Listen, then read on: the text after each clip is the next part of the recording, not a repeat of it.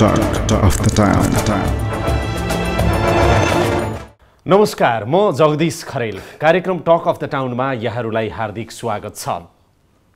विपद जोखिम न्यूनीकरण तथा व्यवस्थापन सम्बन्धी ऐन बन्यो र यो ऐन अहिले कार्यान्वयनमा आइरहेको छ। यो ऐन बनाउनको लागि प्रतिनिधि सभाबाट केही महत्त्वपूर्ण सांसदहरूले महत्त्वपूर्ण भूमिका निर्वाह गर्नुभएको थियो, जसको परिणामस्वरूप अहिले ऐन बनेको छ। अब नियमावली बन्नुपर्ने छ र प्रदेश तथा स्थानीय तहमा पनि कानुनहरू बन्दै जानुपर्ने अवस्था छ। हामीले ऐन त बनाएका छौँ, तर यसको प्रभावकारी कार्यान्वयन कसरी गर्न सकिन्छ होला, सांसदहरूको सल्लाह सुझाव र अग्रसरता के हुन सक्छ, यसमा आज यो विषयमा कुराकानी गर्नेछौँ। सबैभन्दा पहिला यो रिपोर्ट यहाँहरूका लागि, त्यसपछि संवाद लिएर उपस्थित हुनेछु।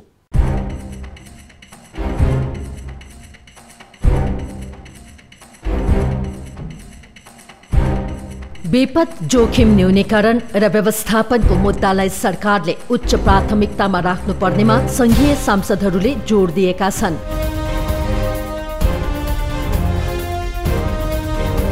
नेपाल विपदको दृष्टिकोणले उच्च जोखिमयुक्त राष्ट्र भएको भन्दै उनीहरूले विपद व्यवस्थापन नियमावली पारित गरी तत्काल शक्तिशाली विपद जोखिम न्यूनीकरण तथा व्यवस्थापन प्राधिकरण गठन गर्न माग गरेका हुन्। अन्तर्राष्ट्रिय आप्रवासी संगठन IOMले काठमाडौँमा गरेको सांसद र राष्ट्रिय अन्तर्राष्ट्रिय विपद विज्ञहरूको अन्तर्क्रियामा सहभागी संघीय सांसद र सरोकारवालाहरूले विपद जोखिम न्यूनीकरण र व्यवस्थापनको विषयलाई बेवास्ता गर्दा नेपालले भविष्यमा ठूलो मूल्य चुकाउनु पर्ने चेतावनी समेत दिएका थिए।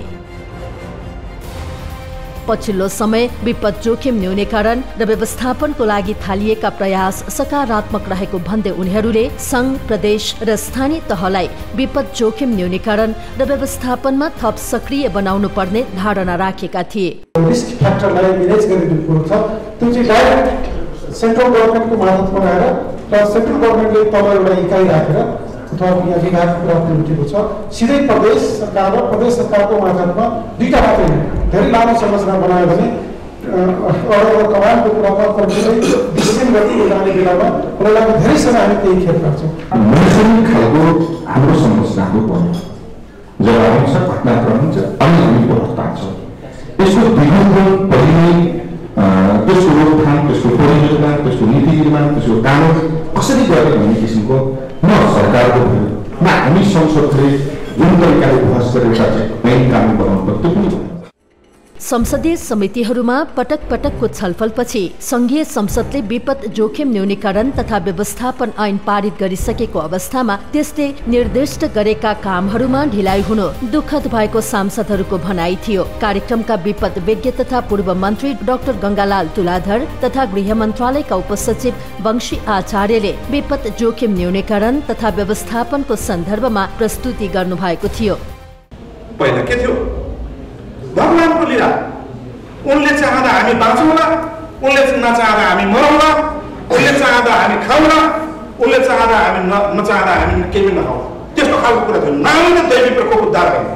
त्यसले हामीले धेरै परिवर्तन भएर यसको कुरा के बताउनु भन्दाखेरि यो विपद जोखिम न्यूनीकरण र व्यवस्थापन विधेयकको रूपमा आएपछि ऐन बन्यो। तपाईँलाई थाहा छ, यो हामी सबै मान्ने, यहाँ धेरै मान्ने त्यति बेलाका हुनुहुन्छ।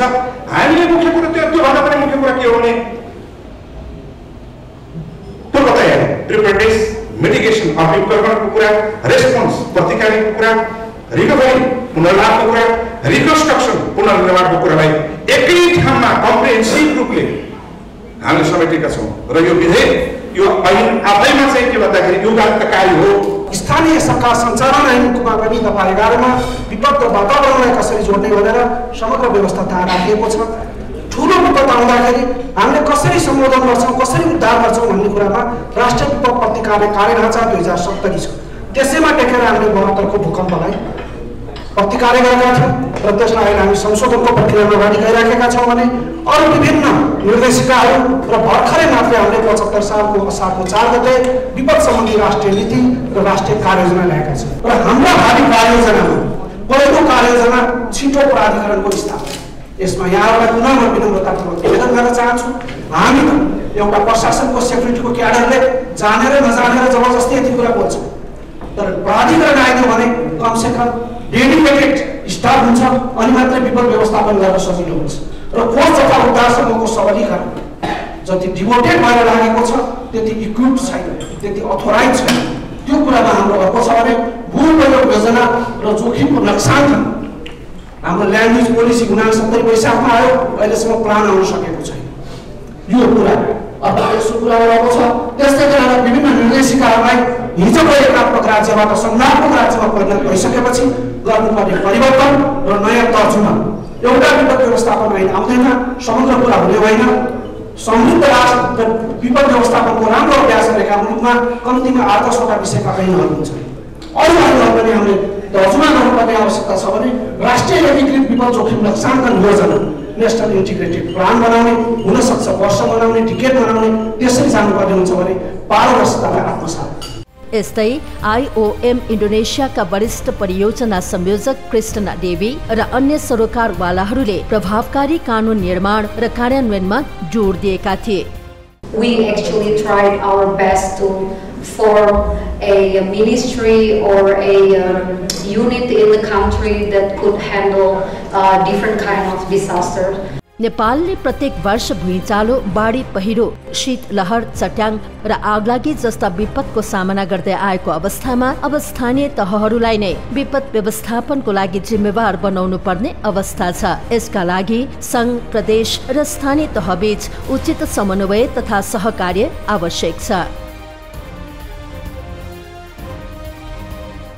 आजको कार्यक्रममा मेरो साथमा सत्तारूढ दल नेपाल कम्युनिस्ट पार्टीका सांसद एवं संसदमा कानुन न्याय तथा मानवाधिकार समितिका सभापति कृष्ण भक्त पोखरेल हुनुहुन्छ। यहाँलाई हार्दिक स्वागत छ। धन्यवाद जगदीशजी। त्यस्तै गरेर नेपाली कांग्रेसका सांसद एवं पूर्व मन्त्री राजन केसी हुनुहुन्छ। यहाँलाई पनि म हार्दिक स्वागत गर्न चाहन्छु। सञ्जय हुनुहुन्छ। म सिधै विषयवस्तुमा जान चाहन्छु। जुन रूपमा झन्नै 1 दशकको प्रयास पछाडि गत वर्ष संसदले चाहिँ विपद जोखिम न्यूनीकरण तथा व्यवस्थापन ऐन बनायो र त्यो अहिले कार्यान्वयनको अवस्थामा छ। तपाईले कार्यान्वयन हेरिराख्दाखेरि चाहिँ कतिको प्रभावकारी पाउनु भएको छ? जगदीशजी, विपद प्रति हाम्रो बुझाइ ठम्याइ नै पहिला ठिक थिएन। यो दैवी विपत्ति हो, अब यसलाई कसैले छेकेर छेकिने विषय पनि होइन। अब यसलाई खालि परेपछि व्यवस्थापन गर्ने कुरा हो भन्ने मान्यताको आधारमा लामो समय हामी चल्यौँ। त्यसपछि होइन रहेछ, विपद हाम्रा कारणले नै हुँदा रहेछन्। विपद पूर्व तयारी गर्यो भने राम्रै चालले व्यवस्थापन पनि गर्न सकिँदो रहेछ र विपद आइसकेपछिको रेस्पोन्सको कुरा पनि एउटा निश्चित विधि मिलाएर गर्न सकियो भने राम्रो रेस्पोन्स गर्न सकिँदो रहेछ भन्ने मान्यता विश्वव्यापी रूपमा पनि आयो र हाम्रो नेपालीमा पनि हामीले त्यसलाई इन्ट्रोड्युस गर्ने प्रयास गऱ्यौँ। फलस्वरूप गत वर्ष हामीले विपद जोखिम न्यूनीकरण सम्बन्धी ऐन पास पनि गऱ्यौँ। म सत्तारूढ पार्टीको सांसद हो, तर मैले अप्ठ्यारो नमानी भन्नुपर्छ कि अब नियम बनेको छैन, प्राधिकरण बनेको छैन। अब यो चिज अब हाम्रो अहिले प्राथमिकतामा सुरुको 6 महिना फन्डामेन्टल राइटका कानुनहरू बनाउनु पर्ने थियो र विशेष गरी यो सङ्घीय र स्थानीय प्रदेश तहका केही कानुनहरू निर्माण गर्नुपर्ने थियो। त्यो विषयमा हामी अल्झ्यौँ पनि। अब हामीले नियमावलीहरू बनाएर छिटोभन्दा छिटो ऐनले स्थापना गर्न खोजेका इन्स्टिट्युसनहरू, प्राधिकरणहरू चाहिँ बनाएर अब यसलाई समयमै व्यवस्थापन गर्न सकिएन भने हामी भूकम्पको दृष्टिकोणले नि अत्यन्तै जोखिममा छौँ। बाढी पहिरो लगायतका पनि हाम्रो पहाड, तराई, हिमाल सबै भूभाग भएको कारणले त्यसमा पनि अत्यन्तै जोखिम छौँ। तसर्थ यस विषयमा अब सामरिक योजना बनाउनु जरुरी छ र स्थानीय प्रदेश तहमा पनि यसको संरचनागत व्यवस्थाहरू गर्न जरुरी छ र हामीले संविधानमा मूलतः यसलाई स्थानीय तहलाई जिम्मा भनेर हामीले लेखेका पनि छौँ। तर तिनै तहको पनि यसमा संयुक्त जिम्मेवारी पनि साझा सूचीमा पनि यसलाई हामीले राखेका छौँ। यस नाताले स्थानीय तहमा अब तयारी हालतमा बसिएन भने जोखिम विपद जतिखेर पनि बाजा बजाएर आउने विषय होइन। मान्यज्यू, जस्तो कार्यान्वयनको अवस्था चाहिँ तपाईँले कस्तो देखिराख्नु भएको छ? विपद जोखिम न्यूनीकरण तथा व्यवस्थापन ऐन त हामीले बनायौँ लामो मेहनतपछि, सरसर्ती हेर्दाखेरि कार्यान्वयनको अवस्था कस्तो पाउनु भएको छ तपाईँले? होइन, कार्यान्वयनमा म अत्यन्त पोजिटिभ छु। हाम्रै पुस्ताले गत एउटा ठुलो भूकम्प हामीले बिहोर्यौँ। भूकम्प पछिको हाम्रो सबै राजनीतिक दल, नागरिक समाजको, चाहे त्यो रेस्क्युको फेजमा होस्, चाहे रिलिफको फेजमा होस्, चाहे रिकन्स्ट्रक्सनको फेजमा होस्, हामीले अत्यन्त राम्रो काम गऱ्यौँ जस्तो मलाई लाग्छ। यद्यपि रिकन्स्ट्रक्सनका धेरै कुराहरू बाँकी छ। मुलुकमा पराकम्पन भइरहेको थियो, हामीले एउटा इन्टरनेसनल चाहिँ डोनर सब्मिट गऱ्यौँ, मुलुक हल्लिरहेको थियो। संसारको 30 राष्ट्रभन्दा बढी नेपालको पहिलो सम्मेलन थियो त्यो राष्ट्र र अरू किसिमको चाहिँ बाइलेटरल र मल्टिनेसनल इन्स्टिट्युसनहरू पनि आए र 450 अरब भन्दा बढीको हामी नेपाललाई सहयोग गर्छौँ भनेर कमिटमेन्ट पनि गरे। यद्यपि हाम्रो पुस्ताले एउटा अत्यन्त ठुलो पीडा भोग्यो र त्यही पीडाका आधारमा हामीले एउटा चाहिँ ऐन छिटो बनाउनुपर्छ भनेर हामी सम्पूर्ण लाग्यौँ। त्यो ऐनको कार्यान्वयनको अवस्था चाहिँ मतलब ठिकै छ अथवा होइन? ऐन हिजो के अपुग थियो र त्यसकै कारणले हामीले त्यसलाई अलिकति मोडिफाई बनाएर अब यो विपद जतिखेर पनि आउन सक्छ, आएपछि गरौँला भन्ने होइन। यसमा हामीले चाहिँ न्यूनीकरणको प्रयास पनि गर्नुपर्छ, साथसाथै व्यवस्थापन पनि हुनुपर्छ भन्ने सन्दर्भमा हामीले 2074 ऐन बनायौँ र निश्चित रूपले हिजोभन्दा हामी थप राम्रो काम गर्न सक्छौँ। यसमा केन्द्रीय लेभलको ऐनले व्यवस्था गरेको छ, त्यसमा प्रधानमन्त्रीज्यूलाई नै एउटा परिषदको जिम्मा लगाइएको छ, मुख्यमन्त्रीलाई नै प्रदेशमा जिम्मा लगाइएको छ र जिल्लामा चाहिँ सिडिओलाई पनि जिम्मा लगाइएको छ। त्यस्तै स्थानीय निकायमा मेयर उपमेयरलाई पनि हामीले जिम्मा लगाएका छौँ भन्दा यसलाई राज्यले अत्यन्त उच्च प्राथमिकताका साथ लिएको छ र यसमा चाहिँ निश्चित रूपले आगामी दिनमा हिजोको भन्दा हामी थप राम्रोसँग काम गर्न सक्छौँ भन्ने म चाहिँ आशावादी छु। तपाईँ अब संसदमा कानुन न्याय तथा मानव अधिकार समितिको सभापति पनि हुनुहुन्छ। हुन त अब संसदीय समितिहरूको काम कानुन बनाउने, ऐनहरू बनाउने, ती कुराहरूमा बनाइ पनि राख्नु भएको छ, त्यो आफ्नो ठाउँमा छ। तर त्यो बाहेक तपाईँ पार्टीको एउटा महत्त्वपूर्ण नेता हुनुहुन्छ, सत्तारूढ पार्टी तपाईँकै पार्टीको नेतृत्वमा सरकार छ। अघि तपाईँले भन्नुभयो नि नियमावली त अझै पनि बन्न सकेको छैन, ऐन अन्तर्गत रहेर अझ सजिलोसँग कार्यान्वयन गर्नको लागि त नियमावली बनाउनु पर्ने हो। तपाईँकै पार्टीको चाहिँ नि व्यक्ति कानुन मन्त्री हुनुहुन्छ, गृहमन्त्री हुनुहुन्छ, सबै हुनुहुन्छ, क्याबिनेट लानुपर्ने उहाँहरूले छ, किन बन्न नसकेको होला? बुझ्नु भएको होला नि तपाईँले। मैले अघि नै पनि थोरै निवेदन गरिहालेँ, अहिले प्राथमिक कामहरू केही नगरी नहुने प्राथमिक कामहरू परे। हामी संविधानले नै यति मितिभित्र यो काम गर भनेको काम नगर्न मिल्ने अवस्थामा हामी थिएनौँ, संवैधानिक दायित्व थियो। दोस्रो फेरि अर्को हामीलाई यो फागुन 21लाई पनि एउटा हाम्रो चाहिँ मिति छ, त्योभित्र संविधानसँग बाजिएका जति पनि कानुन छ ती बाजिएका कानुनहरू स्वतः अमान्य हुन्छ भनेर संविधानको धारा 304 भनेको छ र तदनुसारको प्रतिस्थापित कानुनहरू पनि यो बिचमा बनाउनु पर्ने छ। त्यसकारणले सरकारको अलिकति यो कम प्राथमिकतामा पर्यो, यो स्वीकार्नुपर्ने कुरा छ। तर अब यसलाई कम प्राथमिकता मान्नु हुँदैन, विपद जतिखेर पनि आउन सक्छ। नियम निर्देशिकाहरू बनाएर स्थानीय तहलाई पनि एउटा फर्मेट, जसरी अन्य कानुनको जस्तो ढाँचा बनाए जस्तै गरी सबै स्थानीय तहले पनि आफ्नो कानुनहरू बनाउन सक्छ। अहिले हामीले विधायकीय अधिकार तिनै तहलाई दिएको अवस्था हो। त्यसकारण प्रदेश स्थानीय तहले पनि कानुनहरू बनाएर तयार हालतमा बङ्गलादेशमा जानुहुन्छ भने तपाईँ टोटल बङ्गलादेशको भूमि 70% भन्दा बढी चाहिँ पानीमा डुबेको अवस्थामा पुग्छ कहिलेकाहीँ, तर पनि तिनीहरू सहज उनीहरूले आफूले व्यवस्थापन गर्छ। इकोनोमीको हिसाबले धेरै माथिल्लो अवस्था होइन, तथापि उनीहरूले यो विपद व्यवस्थापनको सन्दर्भमा उनीहरूको लामो अभ्यास अनुभवहरू छ।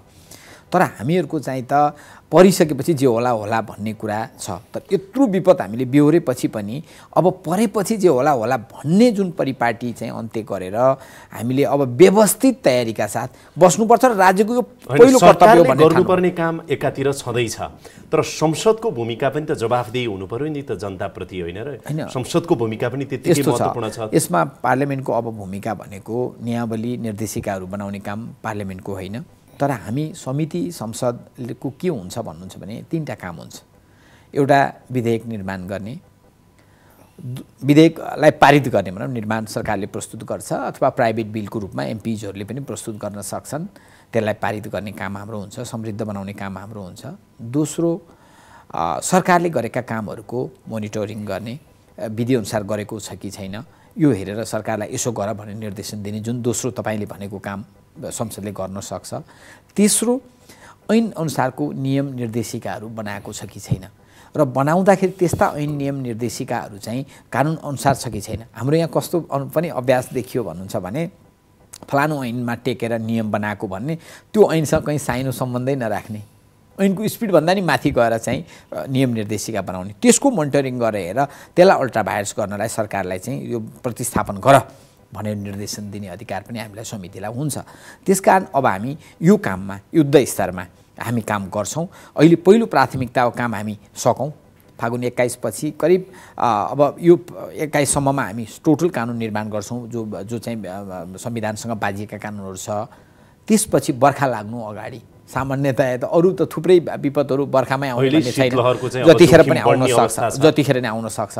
त्यसकारण यो सेसनमा यो हिउँदे अधिवेशनलाई कानुन निर्माणको सेसन पनि भनिन्छ, यो सेसनमा हामी त्यो विषयमा पनि नियमावली बनाउन सरकारलाई निर्देश गर्छौँ। राजन मान्नेज्यू, जस्तो अघिल्लो संसद भनौँ न, यो निर्वाचनभन्दा अघिल्लो संसद जुन संसदले चाहिँ नि कानुन बनायो, विपद जोखिम न्यूनीकरण तथा व्यवस्थापन ऐन बनायो, यो संसदले चाहिँ विपद जोखिम न्यूनीकरण तथा व्यवस्थापनको सन्दर्भमा सांसदहरू चाहिँ मान्यज्यूहरू अलिकति प्राथमिकतामा नदिएको हो कि अब कानुन बनाउने पाटो एउटा सिद्धिओला फरक कुरा छ। अघि उहाँले जुन दोस्रो र तेस्रो पाटोको कुराहरू गर्नुभयो, सरकारलाई निर्देशन दिने घचघच्याउने कुराहरूमा मान्यज्यूहरूले चाहिँ संसदभित्र बोलेको पनि देखिएन। जस्तो अहिले मात्रै पनि अब शीतलहरको जोखिम, अब तराईको अधिकांश जिल्लाहरू प्रभावित हुँदैछन् शीतलहरबाट। यसपाला पनि शीतलहरको जोखिम बढ्ने सम्भावना जल तथा मौसम विज्ञान विभागले देखाइरहेको छ। त्यसपछि आगलागी आउँछ, त्यसपछि फेरि बाढी पहिरोको जोखिम छ, भैँचालोको जोखिम त छँदैछ भनेपछि जोखिमले युक्त भएको मुलुकमा संसद सक्रिय हुनुपर्ने होइन र भनेको होइन। मलाई लाग्छ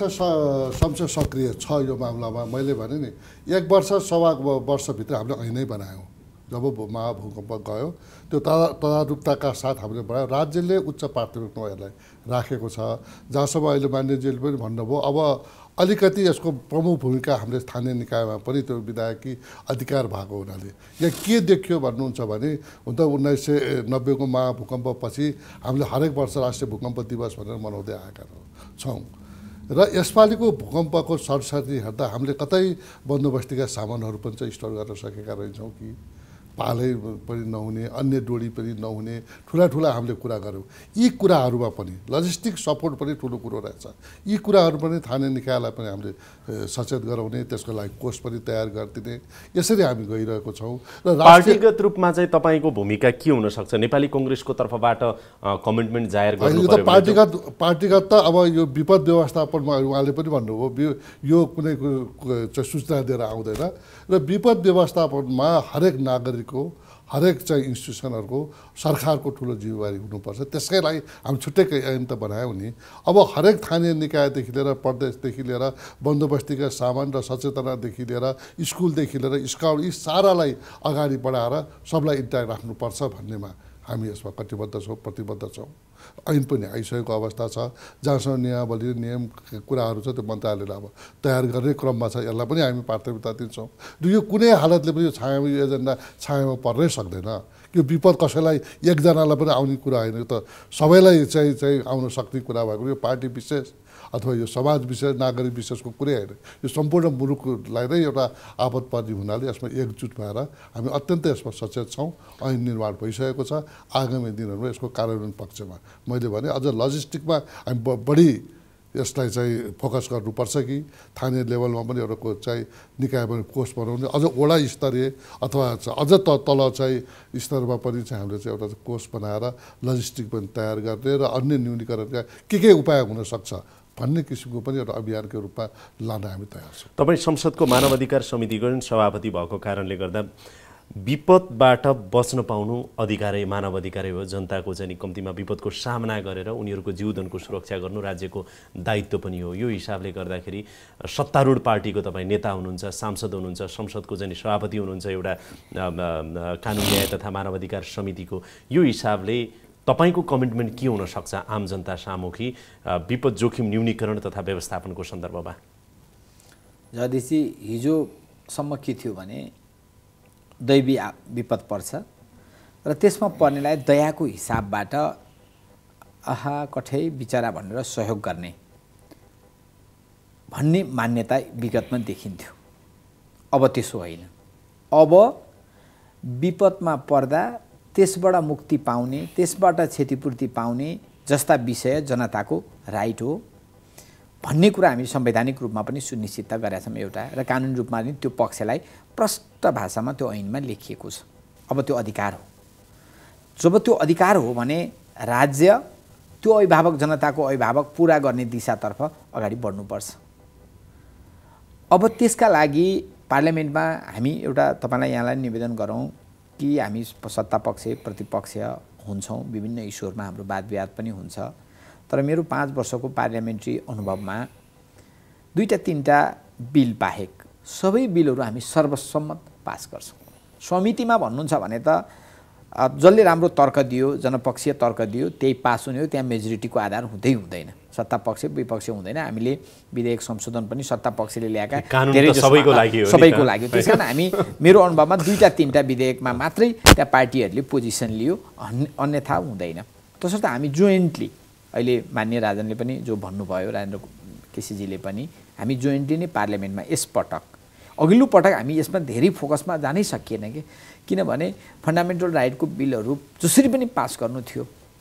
अब यसपटक सुरुमा हामी संविधानसँग बाजिएका कानुनलाई नै पहिलो प्रायोरिटी दिन्छौँ, अनि दोस्रो प्रायोरिटी अथवा यो अधिवेशनमा यो नियमहरू पनि सरकारले छिटो बनाऊ भन्ने हिसाबबाट मेरो तर्फबाट सुन्न पाउनुहुनेछ र कमिटमेन्ट छ, संसदमा सुन्न पाउनुहुनेछ। नियम निर्देशिका बनाएर ती संरचनागत व्यवस्था जे ऐनले गरेको छ त्यो सरकारबाट गठन गरियोस् भन्ने कुरा म विशेष समय लिएर बोल्छु, म प्रतिबद्धता व्यक्त गर्छु। माननीय राजन केसीज्यू, के तपाईँको कमिटमेन्ट चाहिँ के छ? होइन, मैले भने नि अब यसमा त यो राष्ट्रिय कुरा हो होइन, यसमा कुनै पार्टीगत कुरा व्यक्तिगत कुरा नै होइन, यसमा हामी पूर्ण रूपले प्रतिबद्ध छौँ। मैले ऐनै भने ऐन आइसकेको अवस्था छ। अब त्यो एउटा चाहिँ ठुलै काम हामीले गरिसकेको अवस्था हो। अब नियमावली बनाउने, विनियम बनाउने र त्यसलाई थाने निकायसम्म कसरी चाहिँ थाने निकायले पनि एउटा चाहिँ न्यायिक अधिकार भावना उसलाई पनि हामीले निर्देशन दिन सक्छौँ। यसलाई अब कसरी यसलाई चाहिँ राम्रो बनाउन सकिन्छ भन्ने सन्दर्भमा मेरो प्रतिबद्धता छ, हामी प्रतिबद्ध छौँ। र यो पार्टीगत कुरा भन्दा पनि यसमा कुनै पार्टीगत कुरै होइन, उहाँले भन्नु यो संयुक्त कुरा हो, यो मुलुकको कुरा हो कि अब विपदलाई हामीले जोखिम चाहिँ न्यूनीकरण गर्नुपर्छ, यसको व्यवस्था गर्नुपर्छ। कुनै बेला पनि यो हुनसक्छ। हामी अहिले चाहिँ अब तपाईँको शीतलहरकै कुराहरू छ, अझ नेपालमा भन्नुहोस् न अब यो आगलागीकै अब तराईमा ठुलो आगलागीकै हरेक मौसममा प्राय कुनै न कुनै किसिमको हामीले विपदको सामना गर्नै पर्छ। यो प्रतिबद्धता तपाईँहरूबाट आएको छ। म यहाँहरूसँग सांसदको रूपमा छोटो लिखित प्रतिबद्धता पनि लिन चाहन्छु, किनभने हामी यो कार्यक्रमको चाहिँ नि प्रकृति नै लिखित प्रतिबद्धता लिने छ। यहाँ केपी ओलीदेखि सुशील कोइरालासम्म आएर पनि दिनुभएको छ छोटो रूपमा। होइन, अब यो यत्रो पवित्र कामको लागि चाहिँ हामी विधेयकलाई कानुन निर्माण गर्ने चरणमा पनि माननीय राजेन्द्र केसी र हाम्रो सक्रिय सहभागिता रहेको हो र अब पनि सक्रिय सहभागिताको प्रतिबद्धता हामी दिन्छौँ।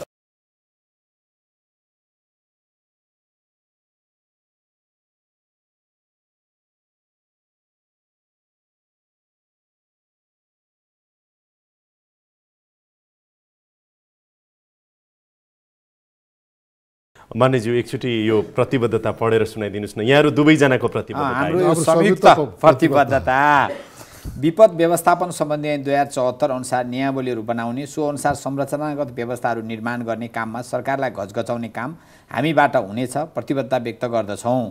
साथै प्रदेश स्थानीय तहहरूमा पनि कानुनहरू निर्माण गरी विपदको पूर्व तयारी, रेस्पोन्स र पुनर्निर्माण गर्न सक्ने क्षमता विकास गर्नका लागि राज्यका तर्फबाट पहल कदमी लिनका लागि पनि हामी प्रतिबद्ध छौँ।